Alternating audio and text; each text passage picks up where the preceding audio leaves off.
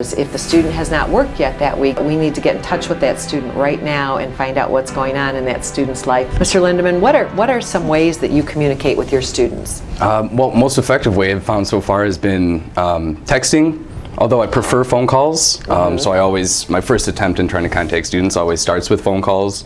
If I am able to contact the student, usually I've had a lot of students entertain, 20, 30-minute conversations just based on what they're doing. Because that also helps you build a rapport with the student in terms of finding out when you get those numbers and we receive those lists of who's doing the work and who's not, you have a more intimate idea of knowing for what reasons those students are not working. Just try to encourage the students to have more apt communicative skills with adults or people of figures of authority, which, speaking of how I view myself as an advocate, I don't necessarily like to take on the approach of a figure of authority so much as I do someone who's a conduit of information for the student.